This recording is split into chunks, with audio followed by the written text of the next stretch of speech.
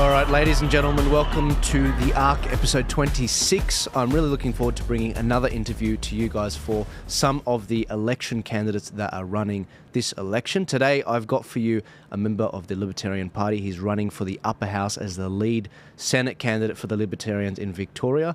Jordan Dittloff, welcome to the show. Great to be here, mate. It's an incredible man cave you've got here. The shots in the podcast don't do it justice. It's incredible. Not at all. Well, when we're done here, I'll show you everything in the background and all the different bits and pieces. And I promise you, I don't game in this studio. I don't. Jordan, I want to talk about the Libertarians. I want to introduce them to perhaps those that haven't heard who they are ideologically, what they stand for with fuel, which we were talking about before the podcast. But specifically as a snapshot, who are the Libertarians and why should we take them seriously? Just so you guys know, you guys had some phenomenal MPs in the past. You had a senator in New South Wales for the Libertarians. You had in Victoria during COVID, two phenomenal MPs standing up at these protests during COVID as well. In New South Wales, you've got John Ruddick, who's a big fan of the show, come on the show many times. You got a slew of Libertarians elected, about 9 of them in New South Wales for council. So probably about another 6 or 7 in Victoria, although Victoria isn't official party affiliated in the same way. But yeah, absolutely, we had some big wins. Ideologically driven, that's really good to see. And so the Libertarians, as the New South Wales Premier said, are basically on the ascendant. It's certainly something that people are looking at as a not just a protest vote, but you're actually getting elected and actually making a difference at a local, state and federal level. And so I'm very much looking forward to seeing, can you guys pull it off at this federal level? And a lot of people are giving you guys a look. So do you mind explaining to me and to some of the audience listening that aren't, what is left and right, Joel? What is this and that? Who are the Libertarians? What do you guys stand for, essentially? Yeah, for sure. And I think the first thing to note is that as the New South Wales Party division name suggests, it's like the artist formerly known as Prince. We were the Liberal Democrats at the last federal election, and that's the name we had our former Senator David Leyonhjelm elected under. So if you're wondering, where did the Liberal Democrats go? Who are the Libertarian Party? We are the same. So we had the Liberal Party conduct warfare against us in a very illiberal way. They decided that they wanted to essentially use the Electoral Act to trademark the word liberal, which is pretty against what the ideology of being liberal is. But it was, I think, in retrospect, the best thing that could have ever happened, because it forced us to go back to the drawing board, choose a name that represented who we are and what we stand for, and that resulted in us becoming the Libertarian Party. And some of your listeners, like you said, it might be a word they're not super familiar with, or they might not have heard before. And there were a lot of people within the party who, because I was probably the biggest advocate for the name Libertarian Party, and at the time it was a pretty difficult sell. I had to really, sort of grab people by the coattails a little bit and sort of like push them over the trench. But then a couple of months later, we had the election of someone called Javier Milei in Argentina that some of your listeners might have heard of. Very close in proximity to that as well, we had the ACT Party in New Zealand, the Alliance of Consumers and Taxpayers, I think is the acronym, and they're kind of pretty libertarian adjacent, and they're actually now in coalition government with the Nationals, which is the New Zealand sort of equivalent of the Liberals over there. So it all worked out. It's like the Chinese proverb, success has 1,000 fathers and failure is an orphan. It worked out pretty well. It looked pretty prescient in hindsight, but at the time it was a pretty tough sell, because Libertarians are sometimes a little bit difficult to pitch in really brief, easy to understand terms. We have some positions on things that a lot of people aren't used to seeing side by side in the Australian political context. People sort of like to put people in boxes, or parties in boxes, and say, are you left? Are you right? Are you conservative? Are you socialist, or are you progressive? And Libertarians basically adhere to the idea that you should be free to do what you want and pursue what makes you happy and makes sense for you and your family, as long as you're not hurting others. And that's that sort of non-aggression, non-harm principle that is the boundary or the parameter for individual will and preference and desire.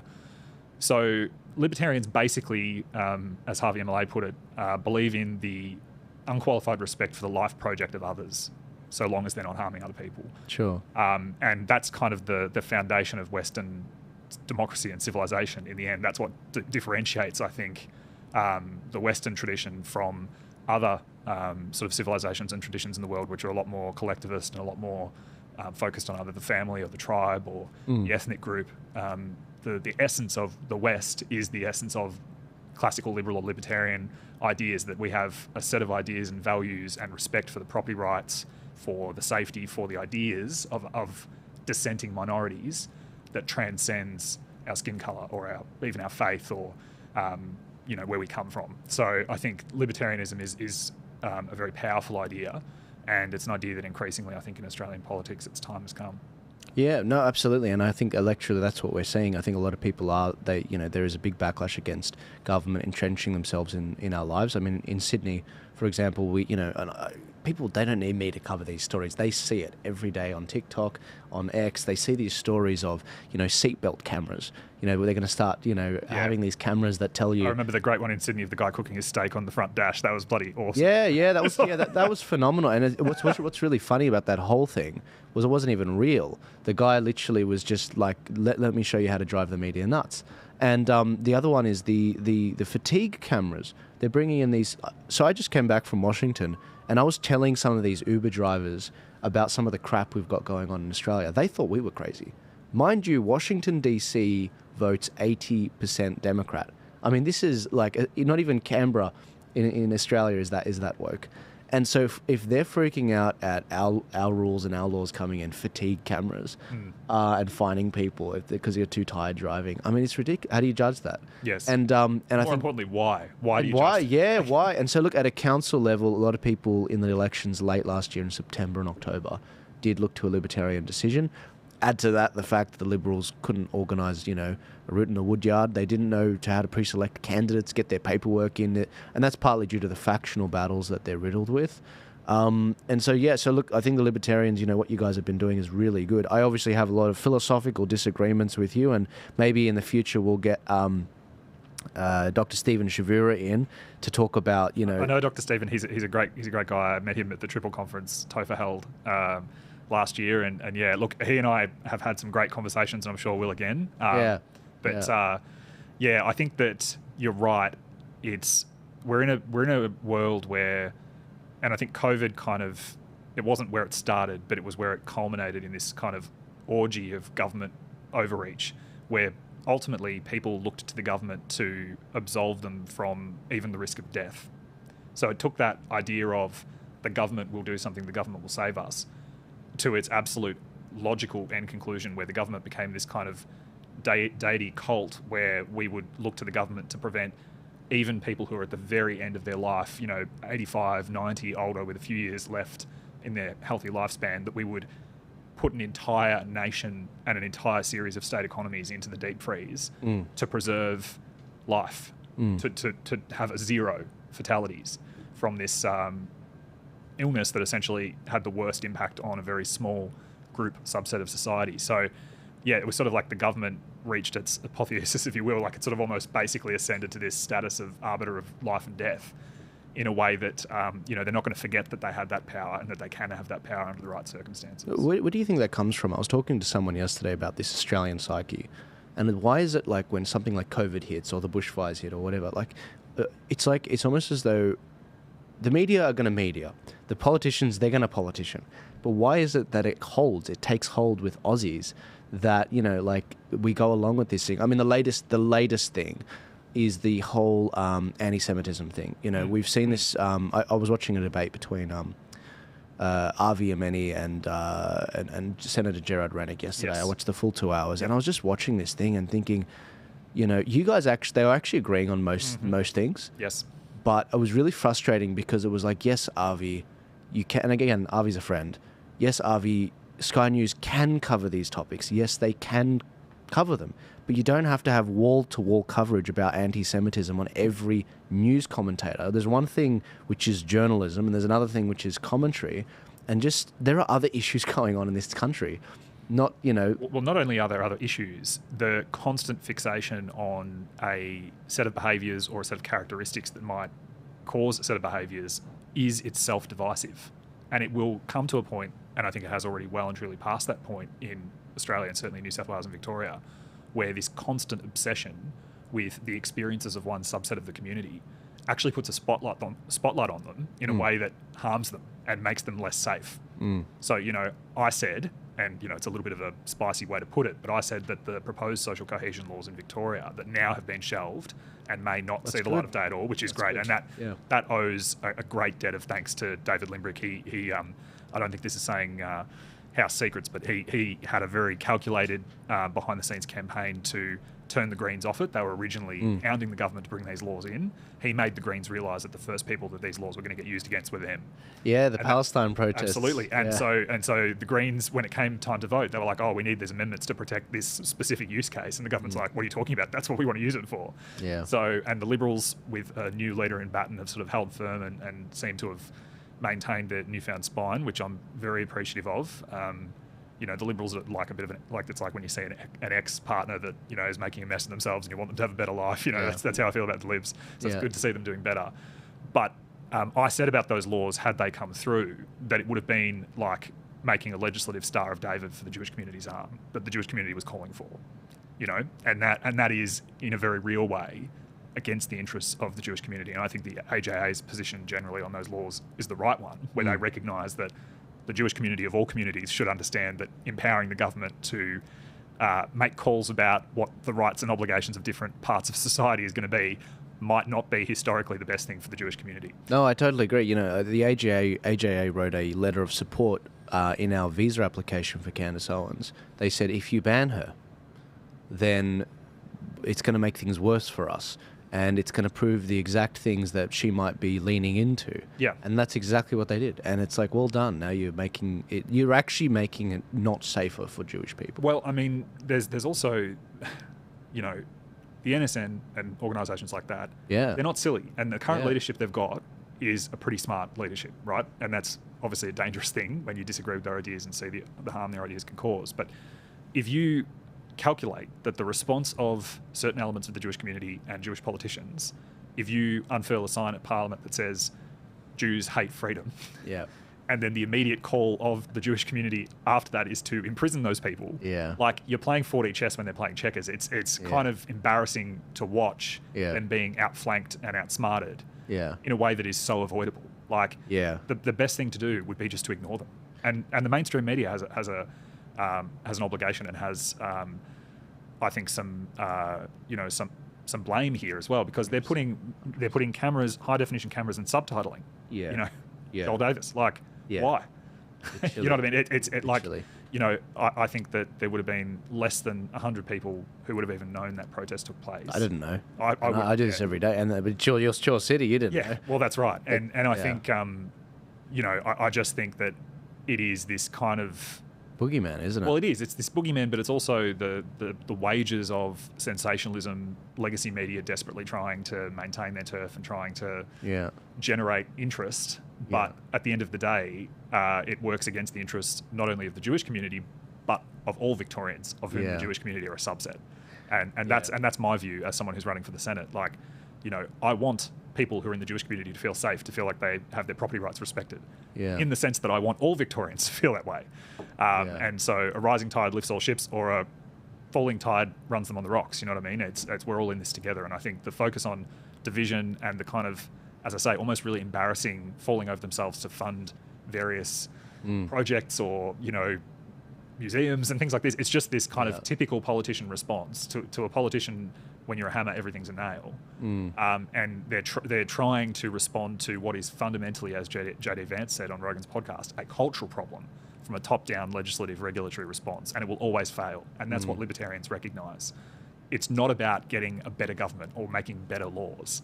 It's about solving more problems from the bottom up, from a social point of view, than trying to solve every problem from Parliament. Yeah, and I really don't think, going back to the NSN, I don't think they should be censored. I don't think the libertarian perspective is that either. No, I agree. If I can say so. And so I look at that and I'm like, the most bizarre thing happened a month ago. I said that the NSN's ideas were stupid, and it's my right to say so. But they shouldn't be banned. They should be allowed to come out and talk. Absolutely, also my position. Yeah. And then the NSN come out and they're like, you have to debate us. You have to debate us, Joel. And I'm like, I don't know you shit. I really don't. But the socialists, the S is in NSN for a reason, and they believe that there is a positive obligation on everyone in society and private media companies and anyone and sundry to platform them. That is their position. Yeah, and look, that we're just not going to agree. I mean, them and us we're just not going to agree. I mean, according to them, I shouldn't exist. You know, values are something that are in your skin color rather than in your, you know, there's a bit of nurture and there's a bit of nature in it. And that's the problem I see with them. They're like, yeah, okay, look, there is a correlation. Black people generally don't have our values because that's not the culture that they have. That's just not. They don't have the institutions. They don't have the whatever. Just look at Rhodesia. But at the same time, that doesn't mean you can't learn them. It doesn't mean you don't have exceptions. And that's what's really frustrating to me, watching them do this tactical... And look, I just got back from the Americans, and there's a lot of people over there that they're not white nationalists, but they're certainly friendly to them. And they think the NSN are clowns. They actually think they're clowns. They're like, what are you guys doing? Like, you have some of your best allies, like Rukshan, for example, and others. Yeah, they're not white, but they're your greatest allies on immigration and bringing it down. And if you were to talk to Rukshan on the phone, you'd just think he's another Aussie. You wouldn't, like, without seeing him. And then there's this whole question mark around the whole... look, again, we didn't come here to talk about race, but there's a whole question mark around these teal seats. It's all white, you know, post-menopausal women. You know, like, it's like, what, you're going to... You know, that is a flaw right there.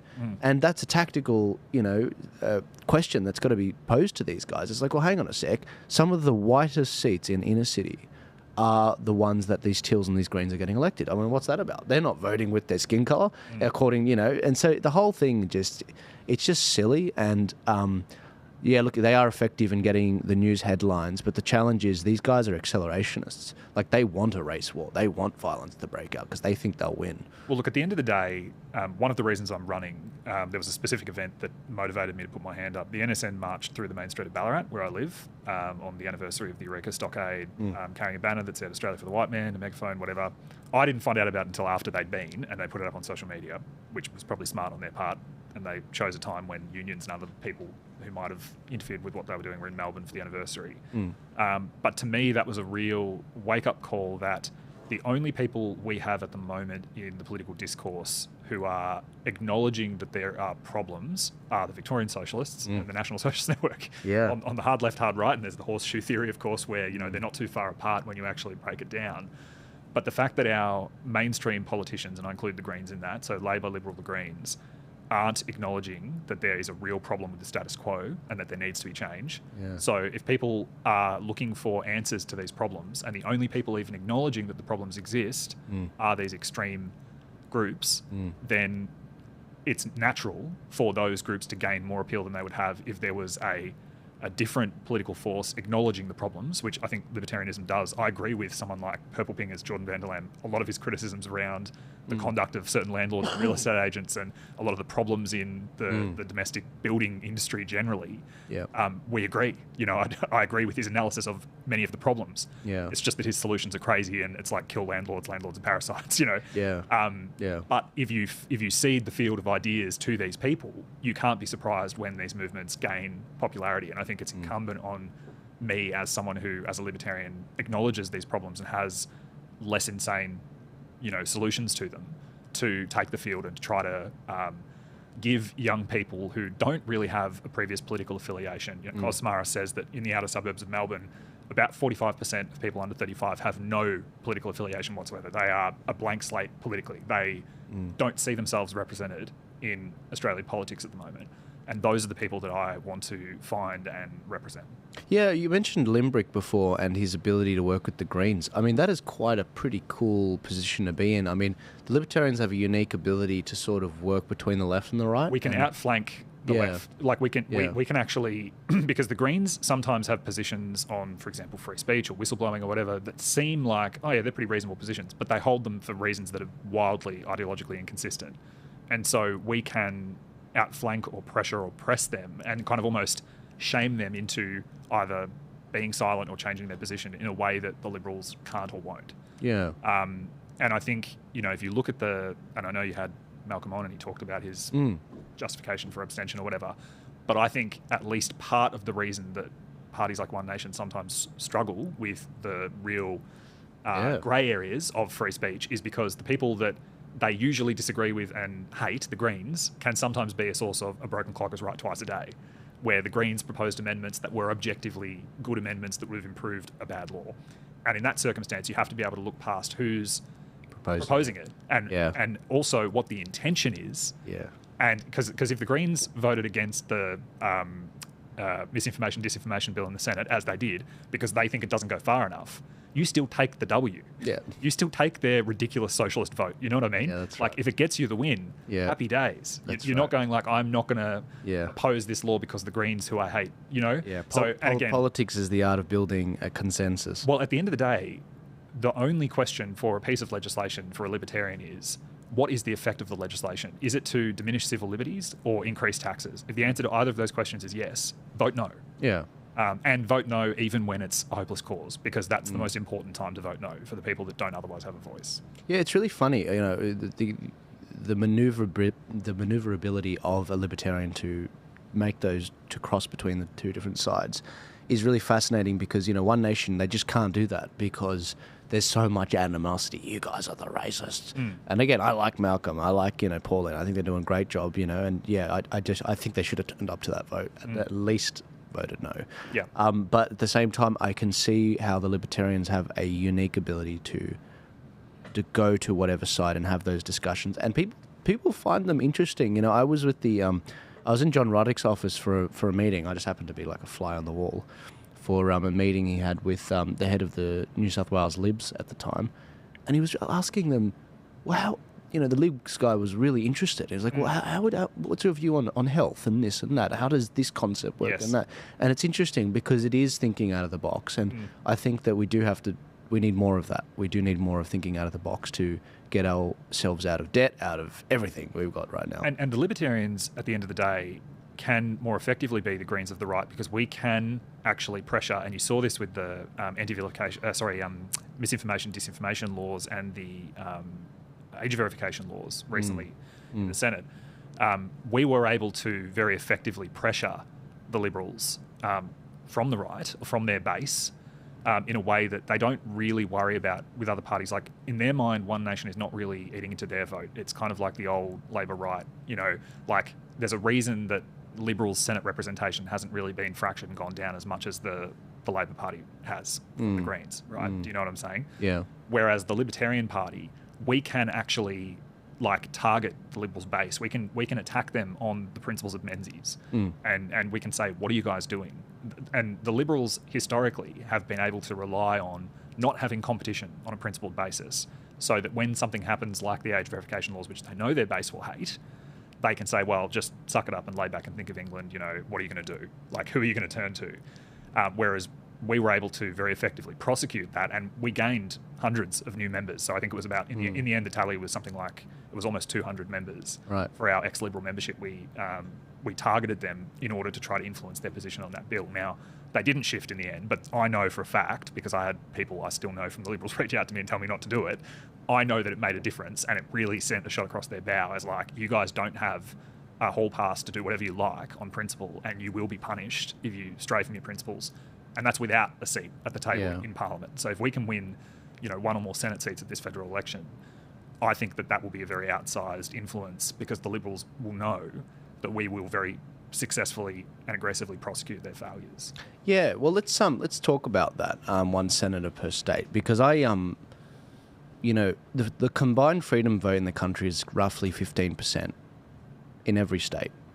It's enough to win a Senate spot. But the challenge is, and I think one that you guys have rightly pointed out, and Libertarians have been the best players on this, in my opinion, we've got to bring that vote together. So this election, there's about 8 or 9 freedom parties that are fighting over that 15% of the vote. Yeah, notionally, there's a few, like Shooters and Fishers have said they're not going to be contesting the federal election. They're going to focus on state elections, which I think is prudent of them. And there's some that are just in one state or another. So like the Katters Australia Party of Queensland, Heart Party. Australian Christians are West Australia predominantly. So yeah, on paper, but yeah, I agree with you. There's sort of 6 or 7 active in most states. Right. And so what you guys have rightly picked up on is the fact to unify these parties incrementally over time, over elections.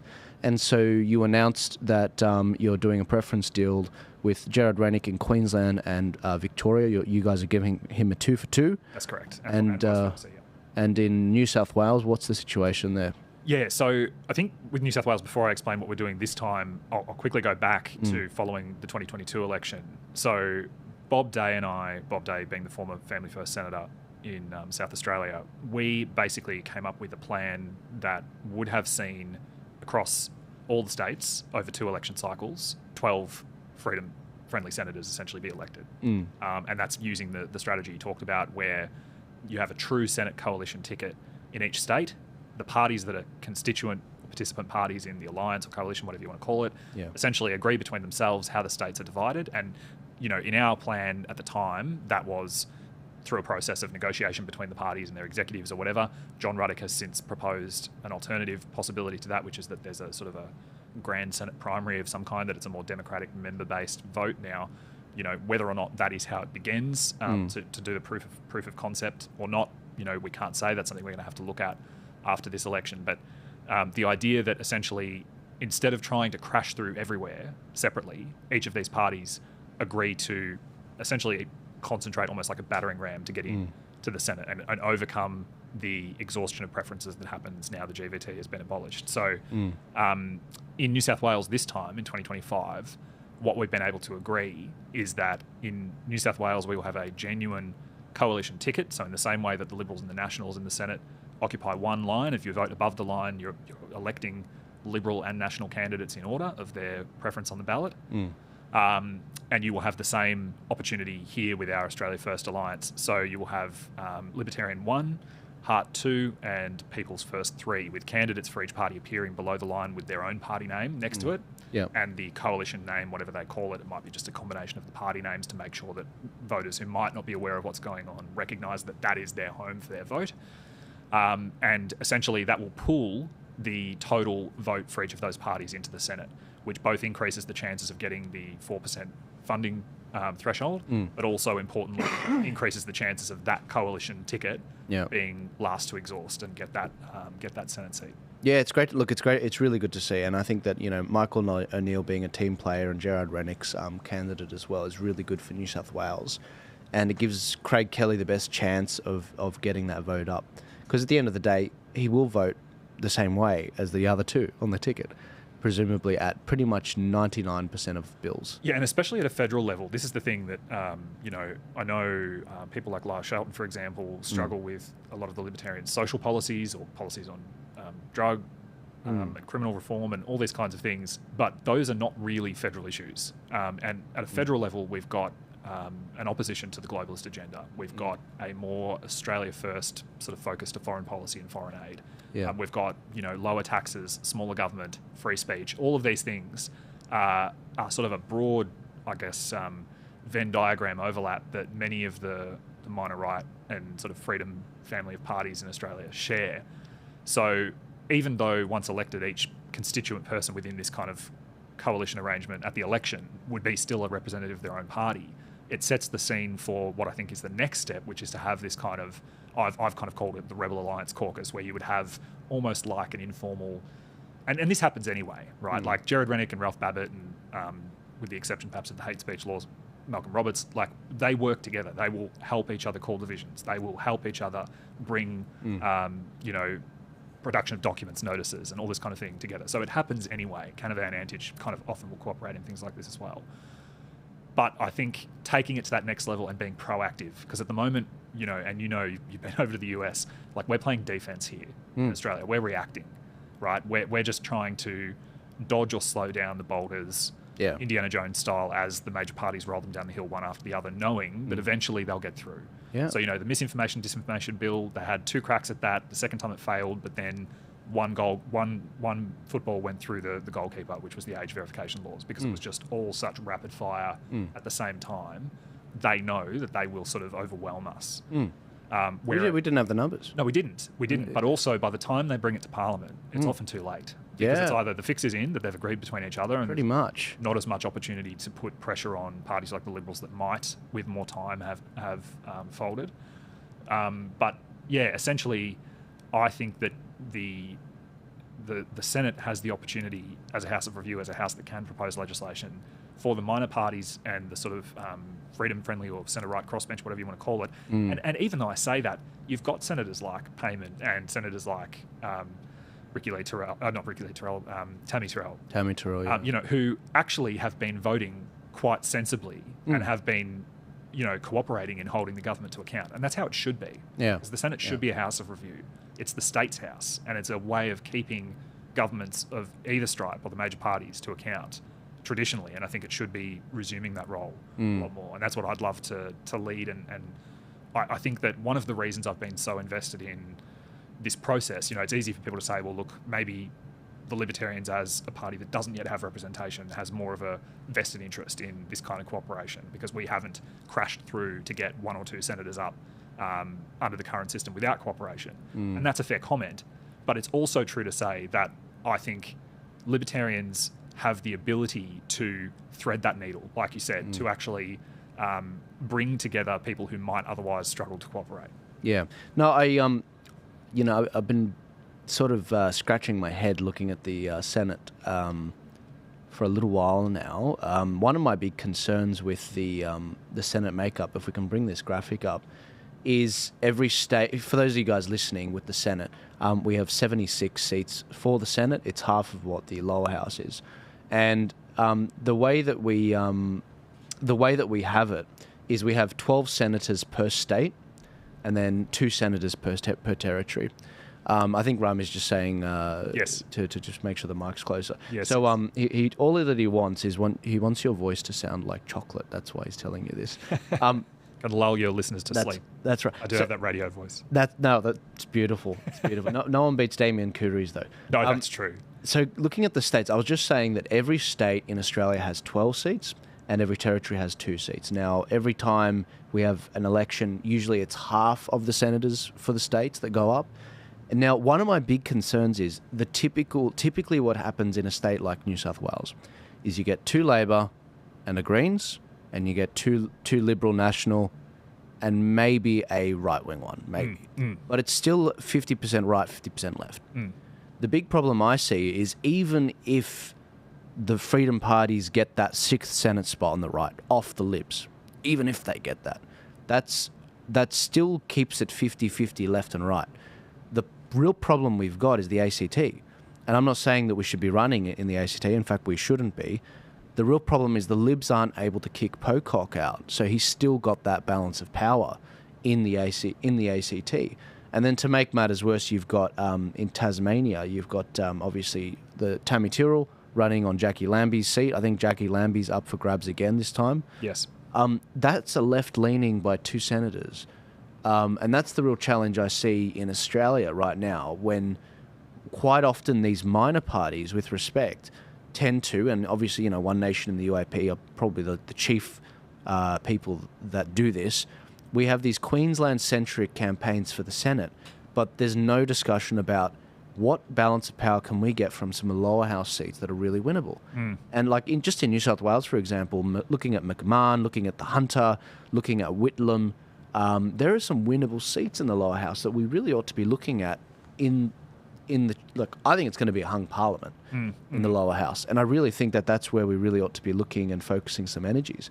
What do you think about all that? I mean, do you think that we're putting too much emphasis on the Senate with these campaigns? Yeah, well, that's a really good question. And I think, again, the Libertarians are probably the best placed in the minor right to be the people capable of one of the 2 pathways that we've identified in Australian politics now, which is either the pathway the Greens have taken to get lower house representation, where they've gone to the Senate, they've established where their vote is strong, they've run in council campaigns to get the grassroots strong, and they've kind of come at it like a sandwich, where they've won lower house seats from the local grassroots council level and the Senate level. And that's taken them longer, but it's cost them less resources per seat than what the Teals have expended, essentially. So that's pathway 1. And I think that's a pathway the Libertarians are uniquely positioned. I think we're probably the only party on the minor right who can do that, because we are contesting local government elections. We are decentralised. We have branches and divisions, and we exist between elections. That's how the Greens have done it. With the Teals, they have targeted fewer seats with far greater resources. And if you look at what Trumpeter Patriots is doing with Sue Ellen in Hunter, you mentioned Hunter, Clive's not silly. He has people around him who aren't silly. He's obviously put Sue Ellen in somewhere where there is a reasonable chance of making... Now, I don't think she's going to win this time, and I don't think they've given themselves enough time. And contrary to what some of our interactions have been, I actually have a lot of time for Sue Ellen. I think she's a very hard worker, and she's obviously doing the best she can with the brief she's got. But I think that to try to go straight to that teal style from a minor right party kind of like misses the lightning in the bottle essence of what the teals are and what they do. And I think that the better pathway for parties of the minor right versus individuals and sort of freedom, community independence, if you could even sort of say that is a thing, like maybe similar to what Matt Kemenzuli is doing.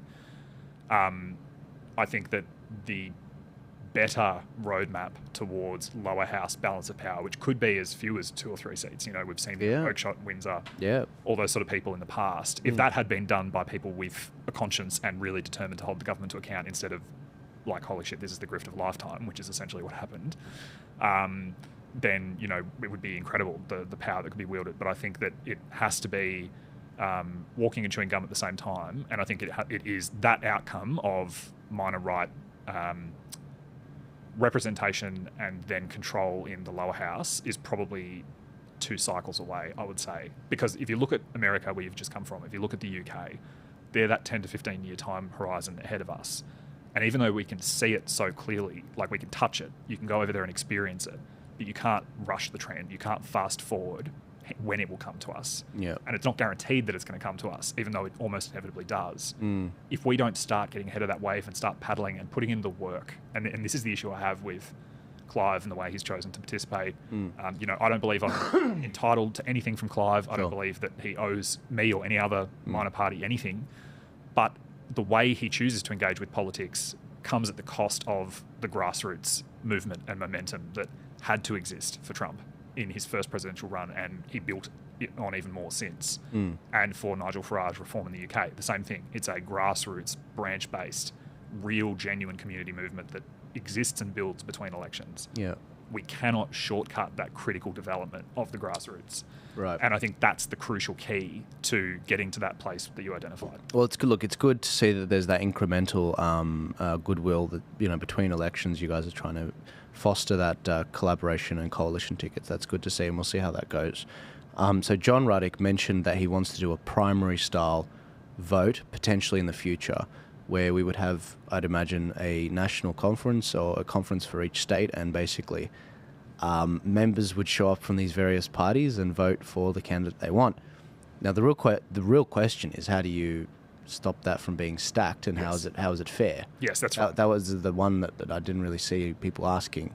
Yeah, I mean, it was the first thing I thought Kind of the obvious thing that anyone like you would think about. Yeah, that's right. I want libertarians to be there, you know, like numbers. I think that I think that the immediate, and I am obviously very close with John Ruddick. He's a great friend, and you know, he and I agree on almost everything. And there's some things that we have, you know, vigorous discussions on. It wouldn't be a libertarian gathering if you didn't have vicious arguments with other libertarians. Yeah. But the first sort of thought in my mind was, you know, parity. Like, how do you actually say what is a member? Is it a financial member? Is it does this person have to have had a period of membership for a certain amount of time? Yeah. You know, I think there needs to be, or there would need to be, clear guidelines as to how participation would be informed. So it would actually need to say, you know, one of the outcomes from our Australia First Alliance, the Freedom Summit that we had last weekend on Sunday, was an agreement to meet after this election on the 1st of June to discuss the election results and to start looking at cooperation and planning for the 2028 election. And that was the missing link last time, is that 2022 ended with so much momentum and hope, and there was so much potential. If we had have had continued engagement from UAP, if UAP had established branches and decentralised some of Clive's control, even if he maintained like an ability to come in and take over again, whatever. But he'll never do it. No, he won't. But my point is, in a timeline where people like Elvis and others who you know well, Natalie Duma, others, you know, if they had been allowed to continue that community momentum, and then those kind of forces in the community groundswell had combined earlier, then I think that we would have seen a lot greater cooperation than what we have. So I suppose providing a jumping off point or a touch base agreed after the election, when people are still invested, when people can still see what could have been. And I hope there's not this element, but I fear there may be an element to the extent that the kind of cooperation I had hoped we would see hasn't materialised. There is a possibility that the freedom movement in the Senate might go backwards, or neutral, might gain in some places, lose in others. You know, we've got a tight race in Queensland where there's a lot that could happen. And one of the things that could happen in Queensland is that we get 3 LNP, 2 Labor, 1 Green, or 3 LNP, 1 Labor, 1 Green, 1 legalised cannabis, something, horrendous like that. Yeah. That is a timeline that could happen.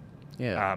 And I hope it doesn't. Yeah. But if it does, then we need to sit down and really ask some pretty serious questions of ourselves. Yeah, well, and that's what's crazy. I mean, how is it we're able to get, in Queensland, we have 18% freedom vote.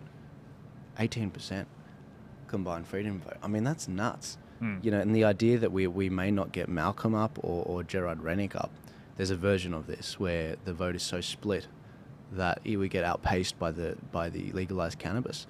If that happens, I mean, it's a disaster because Queensland's the number 1 state for us. And so I look at this and I see inefficiencies everywhere. One thing that you rightly point out is the consistency of engagement with candidates and volunteers and voters from our freedom parties. One thing I suggested to John Ruddick, and I said, John, if you get elected, one thing I think you should do is you should form this thing called a council of candidates. So any candidate that helped you get elected this election because they handed out how to vote cards that preferenced you. And that doesn't have to be just Libertarian candidates. That could have been the IMOP candidates or other independents or even One Nation candidates. You commit to meeting with them once a quarter and they are your eyes and ears in the electorate. Now, that level of respect doesn't exist for candidates right now. And often what happens with these candidates and why they left the UAP, like Elvis, is because they just get this call every 3 years or 4 years. Hey, there's a state election or a local election coming up. Can you help us out? And this and that. Can you run, put your money up? And there's no respect. And so I see this at a macro level for our movement in every state. It happens in every state. And I just don't understand why we would just rebuild these things from scratch every election when we have, existing people with existing volunteer networks. Give these people something, give them like a voting right. Like, if you have people that helped you get elected into Parliament, they need to be treated with respect. And you form a council of candidates, you will build a natural branch system by electorate. I mean, that's perfect. Isn't that what we want out of our own branches in the Libertarian Party from what, you guys do? And so by doing that, you have the natural formation of the primary system you want. Well, I think in Victoria, and that's sort of the experience I can speak to because that's where I'm based. In Victoria, because we have, 12, 13 active branches, we've got branches meeting every month in many parts of the state. I think that one of the things I see that is a huge benefit between 2022 and 2025, and to a lesser extent, including the 2022 state election later, that was very close and, very difficult to have a federal election and a state election that close. It was grueling, brutal on the grassroots.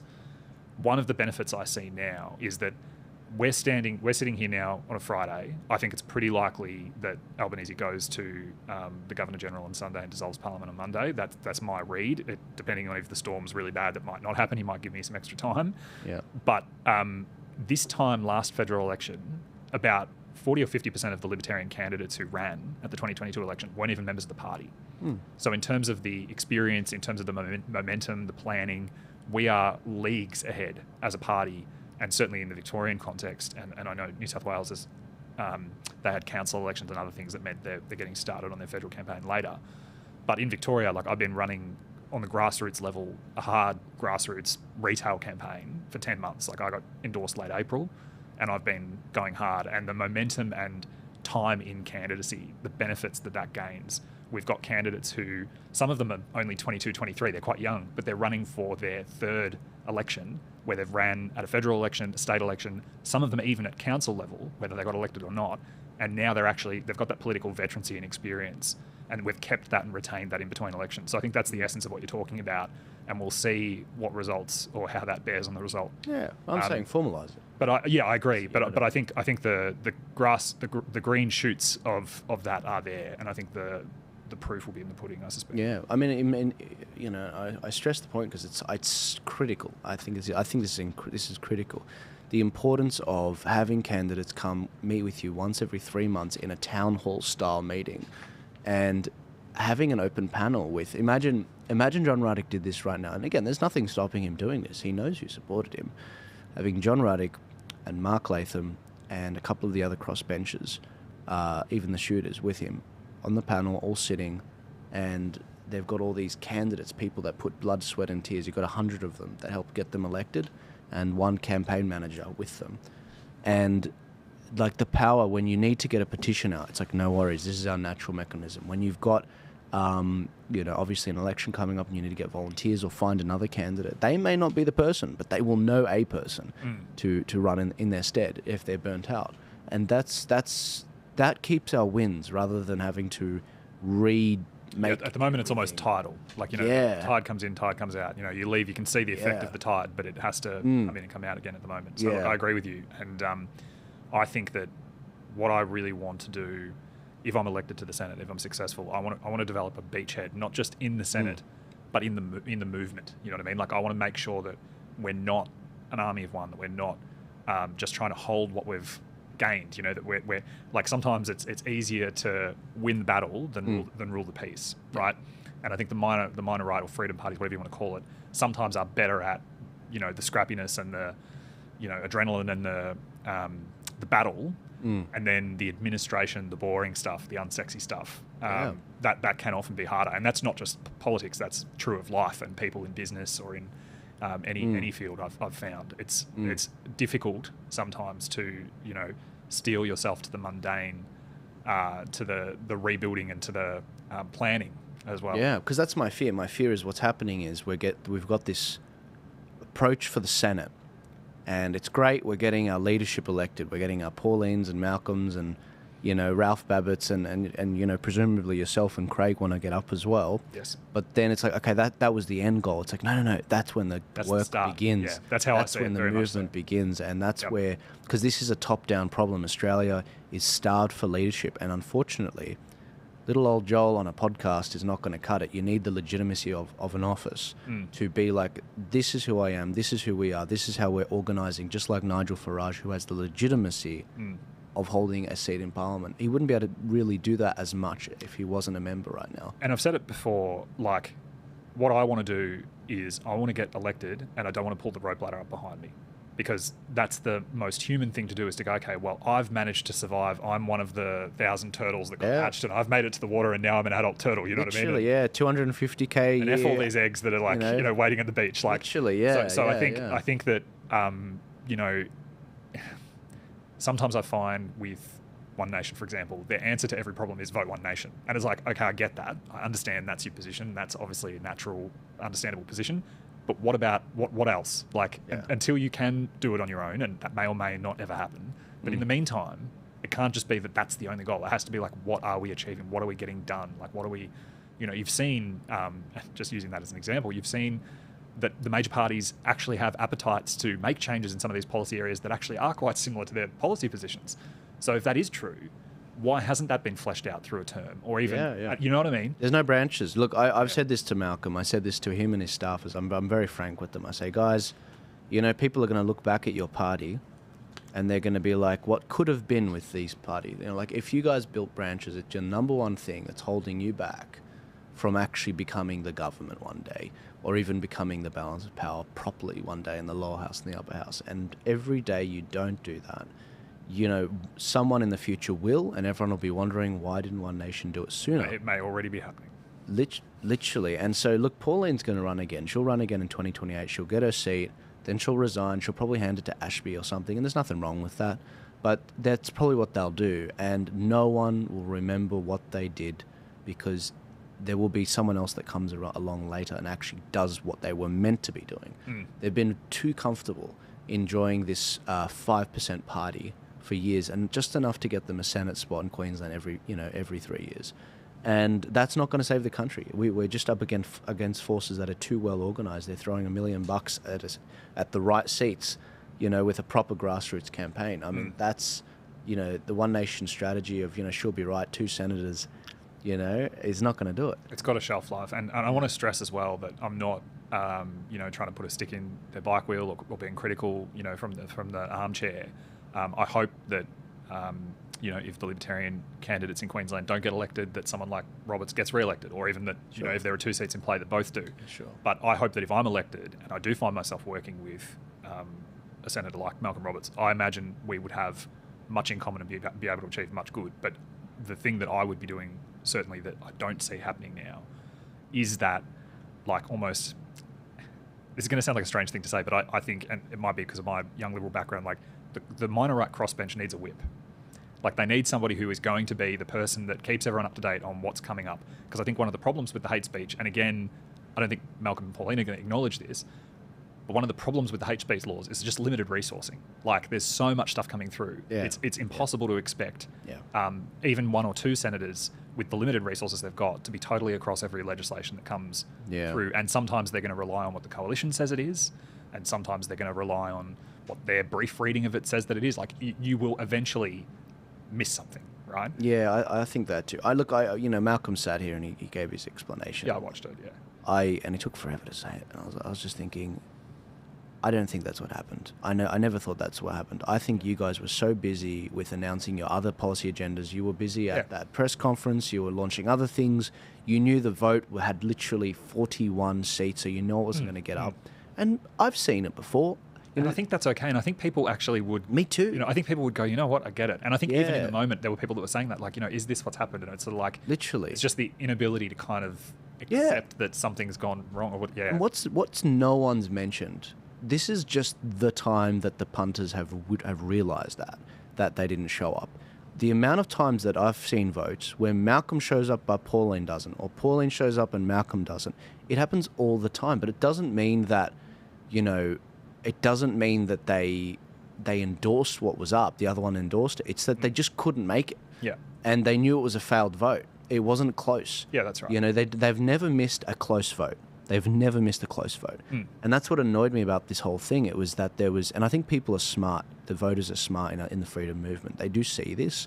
They saw the opportunism of other parties to jump on it, take the opportunity to bring down One Nation. And look, coming back from the US, I don't want to talk about who's right or wrong on that, but that mentality is just not the mentality that the Americans have. The Americans have a winning mentality of prosperity, of abundance. Even the way that they pour their Scotch whiskies. I mean, I asked for a double Johnny Walker Scotch. I swear they poured me a quadruple. Look, I haven't had a drink in 10 years, but American pours that I've experienced on cruise ships and stuff, they go 50-50. They don't fuck around. Yeah, it's insane. And so, look, that abundance is that sharing, that lack of tall poppy syndrome they have doesn't exist here. And the freedom movement, the sooner we conquer ourselves and realize that we've got. I think you're bringing the right mentality to that with this. I keep wanting to say CADCO, but this coalition agreement to bring the freedom parties together, that's the mentality that's going to get us out of this crap. And these boomers and these older people that are clinging onto these older ways, that is why we've lost for so long. That's why we've always got what we've always had. And so, look, I'm here for it. I'm here for seeing some fresh approaches to what we're doing. Absolutely. Yeah, let's talk about your fuel excise.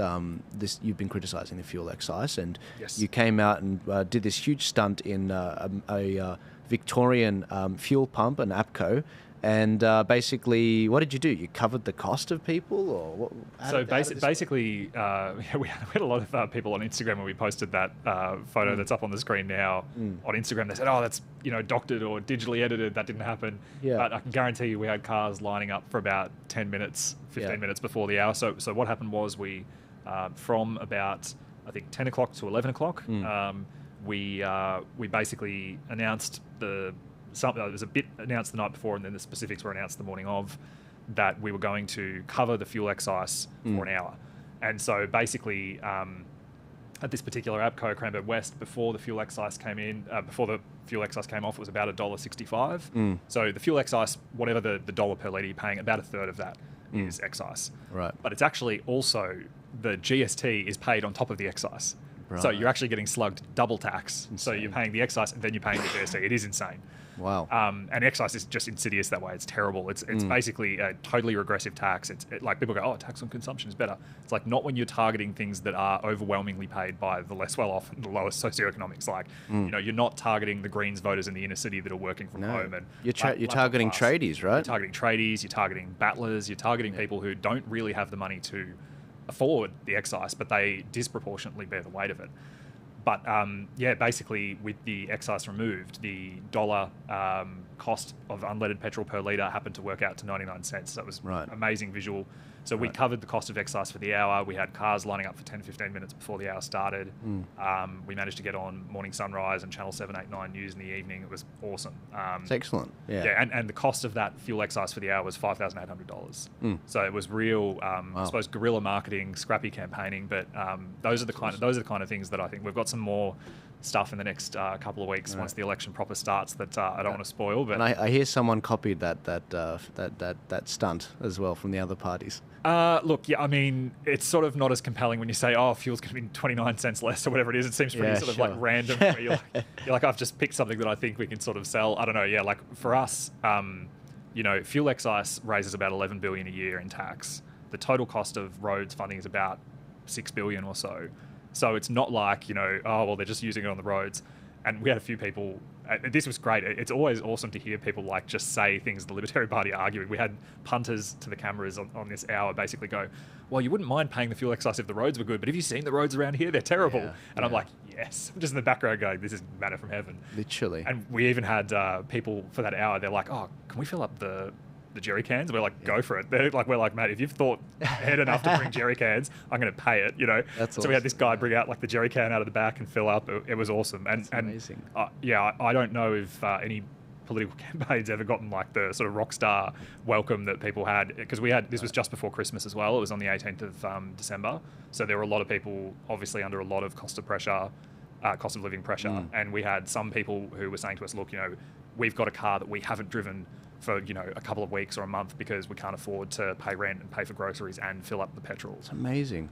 Yeah. And you know what's crazy? We wouldn't know this because the media aren't doing their job. They're too busy talking about anti-Semitism and all this other crap. Yeah. Like, you know, and again, you cover it if you want, the journalism, cover the story, but don't cover it wall to wall. You wouldn't know that the average punters are struggling with this. No. Like, these are unheard of stories. Absolutely. That you wouldn't know unless you talk to people in your family or whatever, but you have actually gone out of there and done the job of journalists as well. Yeah, absolutely. Gotten it out there. And so, no, I think that's, you know, I can just see Clive Palmer or even the Climate 200 guys basically coming out and, you know, being like, all right, we're going to do the whole country like this. They probably have the budget to do Well, look, I hope they do. You know, imitation's the sincerest form of flattery, they say. And at the end of the day, we just want Australians to be paying less tax. So, you know, if Clive wants to spend his money that way, happy days. I'm not sure if he will or not. But I think it's a better use of his money. Yeah, look, I've been pretty. I think my feed, my socials in the last week, people know how I feel about it. But like genuinely, that versus billboards, I think this is a lot more effective. I mean, it's five grand got you pretty far with that. Absolutely. Look, and I think the thing is, we don't have infinite resources. We've got to be, as we would be in government, we've got to be smart with what we've got, and we've got to try to make what we've got go as far as possible. So if there's any you know, last-minute donors 5-6 weeks before the campaign that want their ROI to be as far as possible, please get in touch with me. I don't know if I can plug donations on Joel's show, but he might. No, of course you can. Look, I'm here to sell, and if people want to support anyone that comes on the show, I always put links in the description for, your socials. Your socials will be in the description, just like Malcolm's were, and I really don't mind because I'm not precious about it. Rami knows that. Absolutely. But yeah, look, and the campaign in Victoria has been awesome. We've been getting out there in communities, going to communities like Traralgon and Gippsland, where that's one of the proposed sites for the nuclear power stations that Dutton's proposing, and people there, you know, as you can imagine, they're just like, this would be great. This would be a job transition. We don't care that the power plants are in the background. Like, we're very blasé about it, and those communities certainly aren't worried, but it's the sort of, the ABC will find the one Karen group of, you know, like the teal old white ladies that are very upset about it and can't wait to tell the ABC. So yeah. I was sitting with a lady the other day, and she ran in one of these teal seats, and she just went to town on the teals basically, and they're like, they're just all empty nesters, they're postmenopausal, I was laughing my head off. I was like, you need to speak on camera like this. It's hilarious because I can't do that. I'll do it. I'm crazy. No, it's funny. It's funny you say that, because I think, like, with my campaign, I've tried to be me. Like, I've really just been as authentic as I can be, and sort of just, put it all out there. Like, I'm not going to be everybody's sort of person. I'm not going to be the sort of firebrand, rage merchant sort of clickbait headlines. Like, that's just not how I am. I'm someone who's pretty reasoned, who's pretty interested in solutions. I'm, you know, a pretty nerdy, dorky sort of, you know, guy. And I just think that people are so ready for genuine, authentic, like that. And this is what I think Trumpeter Patriots misses in, and you've seen the essence of this over in America, right? It's like, you can't assess Trump by the outcomes and the policies and things like that. It's the fact that he is him. No matter where you catch him, where he is, what he does, when he's appearing on conversations like this, he, as I am now, is just talking as him. Yeah. He doesn't have to think about who he's talking to. He doesn't have to think about what he's said to other people. He is just authentically him. Yeah. And I don't think you have to be like Trump to get the benefit of being authentically you. And I think it's that authenticity that people are pursuing. They want, like, the amount of conversations I've had where I've had to, like, overcome the autistic libertarian desire to actually, like, explain why, when people just go, like, I've had many, like, I would say probably upwards of 50 in the past few months, conversations with people where I've gone 2 sentences in, just said a little bit about myself, said, oh, I'm running for the Senate. They go, oh, you've got my vote. And I almost, like, have to stop myself from going, but I haven't even told you about my policies. You know, it's like, because people don't care. Like, as in, a lot of people just want somebody normal who is a real person that hasn't had a silver spoon in their mouth the whole time. You know, and you know, you and I have obviously spoken about before, and I'm imagining most of your listeners know, like, I've got a pretty colourful past. Like, I've had I've had a very unorthodox road to being a Senate candidate and to being a law graduate. You know, I struggled with drug and alcohol addiction in my 20s and had a failed small business, and I did some time in prison. And I think Trump, more than anything, shows that people don't care about the stuff that happened that was at your worst, or the things that you've done that you regret, or that were mistakes, or whatever. They care more about what have you learned from them, what have you done since, and how have they shaped who you are. And the amount of people that I meet who have had an experience either in their own family or friends or people who've struggled with addiction, it's incredibly common. It's way, way more common than I realised it was when I started. Yeah. And I think that people want, like, people really are, even if they don't realise it, they're craving that genuine authenticity of a real person rather than a manufactured product. Yeah, well, you've described yourself as a nerd. I mean, what games are we talking here? Did you play any video games? Settlers of Catan, we're talking Dune, you know, we're talking, you know, AOE, we're talking... Age of Empires? Yeah, absolutely. Age of Mythology? Company of Heroes, yeah. Call of Duty? Call of Duty I was never big on. Right. Yeah, never... What's the best game that you play that you could probably challenge this socialist candidate running for the Senate? Because I think you should. Yeah. I think you should film it. Absolutely. Well, ironically, it's Company of Heroes 3, although Company of Heroes 2 was like Germans versus the Soviets, so that could be a great campaign event to have him playing the Soviets, me playing the German. You know, is he down? I don't know. We have a very strange relationship where he will claim that I am obsessed with him. Yeah. But then I'll get tagged by someone else in a post he's put up that screen captures something I've said, doesn't tag me, doesn't give me any engagement. He posts it natively on his account and complains about me or says something about libertarians. And it won't be until someone else tags me in the comments thread of that I realise he's even done it. I'm like, remind me again how I'm supposedly obsessed with you. I'm like, it's very funny. I just think it'd be a great stunt for both of you. And because it's the thing, you feed each other in a weird way. 100%. Right at the start. So when he announced, and I hope he does watch this so he can sort of like, this is kind of like giving away the kayfabe a bit. He won't watch this. He won't. I'm a Nazi, apparently. Well, that's right. He definitely won't. But like, I almost wanted the play of it. You know what I mean? Like, it's like, I thought, oh, there's a socialist candidate running that's also called Jordan, who also has a European surname. It's like, and I don't know if you saw one of my followers did like a Waluigi meme where they put like a purple hat on him with an upside down P. So it was like an upside down J. So it was like Wa Jordan. Yeah. It's like the evil socialist version of me. Yeah. And I just thought that is so great. And I think we could have gotten media. Like, we could have gotten on Sunrise or whatever. You know what I mean? You should. Like you should challenge this guy to a boxing match. Like, you know, you won't see me running, but if I do that weird stuff. Yeah, I'm into MMA. I'm not as good as Elvis. You know, he was the heavyweight champion or whatever. But I'll roll some jiu-jitsu or whatever. But he might be into some different kind of grappling. Look, I don't know. If he's down for Company of Heroes, like, you guys should do it. Yeah. I will host it here. I will make sure we have... It's like the wrestling kayfabe. I kept like kind of prodding him. My initial kind of interactions with him was sort of just trying to get him to kind of like bite back in a playful way that didn't just... But instead, he just doesn't have any sense of humor, and he can't like... You know, it's just like, I'm just like, you know, I'm like the cat poking the mouse, going like, "Come on, do something! Like, come on, we can make this work." That's what I like about the National Socialists. They actually do have a sense of humour, whereas Yes. the radical left wingers, they really don't, and it's really frustrating. It's I like know. you don't have to be so serious.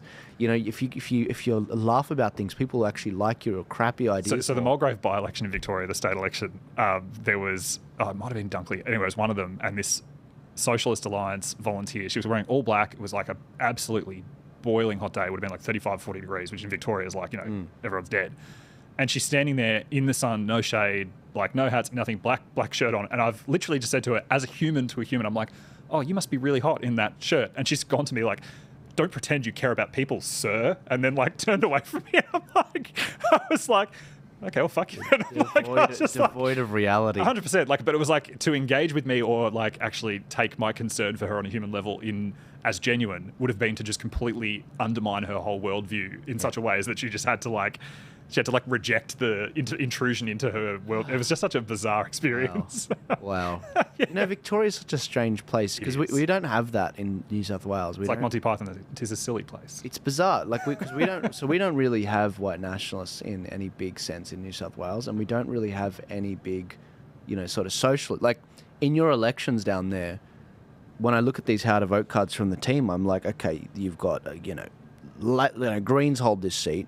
The only one that could win it is either Labor, the Socialists, or the Communists, basically, and the Animal Justice. It's like there's five. There's five, each progressively worse than the other left options. Yeah, and then the teams like Joel, we don't know what order should we do them in. And I'm like, well, obviously put Labor first out of them, and then the others after that, in that order. So you literally, in some seats, you got 6 candidates. You got the Liberals who have to field a candidate, and then you got Labor. The Socialists, the Greens, the Animal Justice, and I'm just looking at this like socialist alternative is nuts, and we don't have that in New South Wales. It doesn't exist. Like Antifa in Victoria are relatively strong, but in New South Wales they get beat up. They try to go to St Mary's, in Western Sydney, and they end up getting beaten up. Do you know? I think I think New South Wales' advantage is its pleasant weather. Like it's just basically like Victoria for some reason because it's like unlivable, horrific Soviet winters 9 months of the year. I feel like it just breeds like socialism more. Oh, yeah. I think you're right. Victoria just has this sort of like. I think you're right. Yeah, I mean, I live in Ballarat, which is the coldest place in the coldest state in the country. Like, it's actually colder than Canberra year on year consistently. Ballarat is actually the coldest place in Australia. Right. And I think Victoria. I just think the bad weather is character building in some ways, but it also just creates this sort of like fingerless glove drum fire vibe sometimes politically. Yeah. Right. Well, Jordan, I'm going to have to get you back relatively soon. You're here for the Bitcoin conference. That's right. And that's something I want to cover. I'm actually covering very soon, maybe even early or late next week, with our sponsor. One of our sponsors, actually, a crypto broker. So, no, I'm very much all in on Bitcoin. And you may find yourself discussing some things we announce tomorrow. Very good. No, I'm looking forward to seeing it. But yeah, Bitcoin, it's had a dip. A lot of people that are new to the market have freaked out. And they're like, "Oh, this is a scam." And I'm like, "No, it's not just put your money in there, leave it for 2 years, and come and check on it. And I guarantee you'll be fine." And I said that in the episode, and a lot of people, they're still relatively new to it, and they're still understanding the emotion of trading and the FOMO of trading. Well, I would be one of those people. I am relatively new to the Bitcoin journey. Like I basically was on zero, so I held no Bitcoin at the start of my candidacy, and I basically spoke to some really smart people in the party who were Bitcoiners, and also was lucky enough to speak to people like Sean Clark, Daz B, and a whole bunch of really, really good people in Bitcoin who were basically like, this is how it is. And it's been an amazing journey. It's been really interesting. And I think, even me now, like I'm wise enough to know when you're saying like, oh, it's dipping, I'm thinking good. Right. Yeah, that's right. Hold on for like buy, just stack, hold literally, on. Literally. It's like almost like the Jocko mentality. It's like, oh, Bitcoin's gone up, good. Bitcoin's gone down, good. Literally. So when I've talked about this on the show, when I got that Bitcoin, I had already lost a lot of money from my own idiocy previously with a lot less money back when Bitcoin was $5,000. Yes. $5,000, not 150 grand or 200 grand. Back when it was $5,000, I had something like 15 grand in it, and I tried the day trading thing idiotically, and I'm glad I went through that because I learnt a lot about my own emotions and how to conquer it. And so when I get this donation of this whole coin, I'm like, okay, I know how to trade that now so that I'm not day trading and it's very minimal me touching it. So over the life of the Bitcoin, when it was 45 grand, I traded it up to 110 and obviously sold incrementally as I needed to build this studio. And so It's awesome. So we're sitting in a studio funded by Bitcoin. That's great. pretty much Freedom Studio, Freedom War Room. And so I'm very much a big advocate of Bitcoin. I very much think people should get onto it. And I think they need to understand you are better off going with a broker. I personally believe you're better off going with a broker. Our one is Stormrake, and they'll be coming in next week for an interview. But if you just want to do it yourself, just set it for 2 years, get a CoinSpot account, get a wallet. If you don't want to do a wallet, Stormrake can take care of it for you. Don't leave your money in on the trading platforms, and just leave it for 2 years. There's a lot of really good self-custody options now increasingly as well. So absolutely. So, Jordan, thank you for coming in. I really appreciate it. I'm excited to get you back in very soon, and maybe we'll do get John Ruddick, drag him out of the Parliament as well. Well, look, depending on when Albanese goes to the election, maybe next time I'll be joining you as a Libertarian senator for Victoria. Yeah, who knows? He might fang it and do, one in 4 weeks. You never know, with this guy. But no, thank you for coming on. God bless you. If you guys want to hear more from Jordan, I've put his Twitter in the description if you want to reach out to him and go to the Libertarian side and support him and donate to him and help his candidacy in Victoria. But without further ado, if you've enjoyed the show, consider becoming a member at Buy Me a Coffee. We do a monthly live stream. I've got another one next week. And we will be live streaming the debates by 6 News. Jordan will be appearing, I do believe, next week on Tuesday or Wednesday. Jordan v. Jordan. You've got to have the air horns. Jordan v. Jordan. In post, just get... Well, we might be able to have the sound. We might be able to have the sound buttons here if you want. Rami keeps bugging me to set it up. So you will be with Warren Pickering from One Nation, the Socialist, and the Legalized Cannabis. Yeah, our old friend Fiona Patton. She's Fiona Patton. She's Phoenixed herself. Yeah, I know. Don't worry, I've got some. We took great pride in kicking her out. Plans for Fiona. She's run away from me on X. She's in Blue Sky only exclusively, and so she's escaped my predations. But excellent. Yeah, we'll have some fun. I've sent Leo some complimentary ties so that he can host these debates really well. And that kid is going to be the next Kerry Packer of our nation. I am around anything he wants to do. He has my fullest support. I just love. Me too. He just has this. Yeah, I don't know what it is. He's just going to make things happen. You do know he's going to become very right wing. You know that, right? Look, I go out of my way not to politically groom Leo. Like, as in, there are times when he just says to me, "What is this?" And I'm like, "You're going to need to go and do your own research, mate." Yeah. But he is just pure signal. I love the kid. So keen to support him in whatever he wants to do in future. Absolutely. Well, look, that's next Tuesday and Wednesday. On Tuesday is actually my birthday, so I'll be at the ripe old age of 28, Rami. Old man. I was old man, basically literally. Dead. You know what's crazy? When I started politics, I was 21. Like, literally, I've grown up on camera. It's been bizarre. You'd be like the Macaulay Culkin, just avoid the drug vans in New York. Just avoid the stay away from the drug vans. I'm from a very traditional Arab family. I'll be fine. But no, I'm looking forward to covering those debates and giving some commentary at the end of it. And who knows, if you want to jump in, we might be able to flick you a Zoom link and be like, I really felt like he got me on this one. We could do an after action. We can do an after action, but we will be doing that for the Queensland one, which will be probably one of the spicier ones. But Victoria, I think, will be very spicy, and South Australia and New South Wales is happening. So, I'll see you guys later. God bless you. Have a good one. And, don't watch too much politics. Remember to take care of your family and look after them. We don't have a choice. We have to. So please diversify. We have no choice. I'll see you guys later. Well, thanks, man.